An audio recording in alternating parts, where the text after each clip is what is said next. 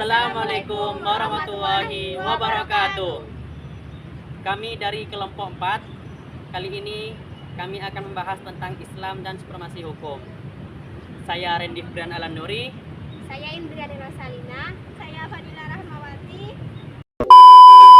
Oke, standby, kamera ready, sound ready, 3, 2, 1, action. Alhamdulillahirabbil alamin. Segala puji bagi Allah Subhanahu wa taala, Tuhan semesta alam.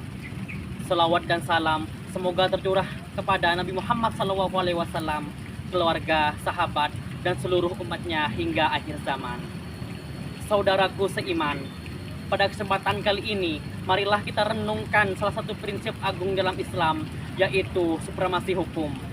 Bahwa hukum Allah berada di atas segala hukum dan keadilan harus ditegakkan tanpa pandang bulu. Islam datang untuk menegakkan keadilan dan meluruskan ketimpangan. Dalam Islam, hukum adalah panglima.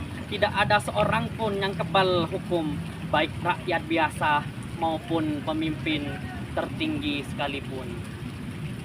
Telah disebutkan di dalam Al-Quran, Quran Surah An-Nahl ayat 90.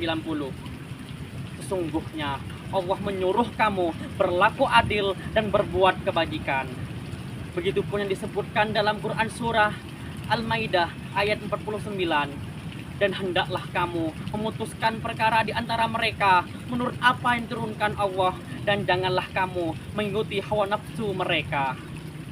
Ayat-ayat ini menunjukkan bahwa hukum Allah harus menjadi pedoman dalam mengatur kehidupan manusia, termasuk dalam sistem pemerintahan dan peradilan.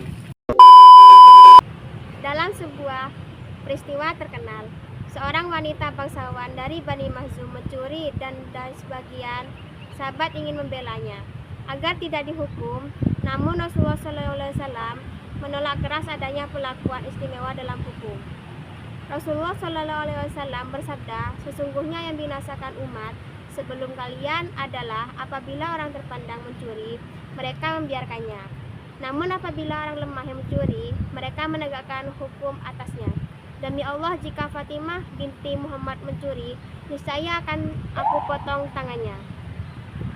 Ini adalah prinsip supremasi hukum yang luar biasa dalam Islam, bahwa hukum berlaku sama untuk semua tanpa pandang bulu. Ketika hukum tidak ditegakkan, maka kehancuran dan kerusakan akan melanda. Oleh karena itu, meninggalkan hukum Allah adalah bentuk kezaliman. Seperti dalam dalil Al-Quran, barang siapa yang tidak memutuskan menurut apa yang diturunkan Allah, maka mereka adalah orang-orang yang zalim.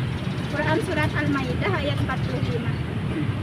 Saudaraku, mari kita renungkan bahwa Islam adalah agama yang mengajarkan keadilan sejati. Supremasi hukum bukan hanya prinsip duniawi, tapi juga prinsip ilahi yang harus ditegakkan oleh setiap muslim. Jangan biarkan kekuasaan, jabatan, atau kedudukan menutupi kebenaran dan keadilan. Semoga kita menjadi bagian dari umat yang menjunjung tinggi hukum Allah, menjadi saksi atas kebenaran, dan menegakkan keadilan di muka bumi.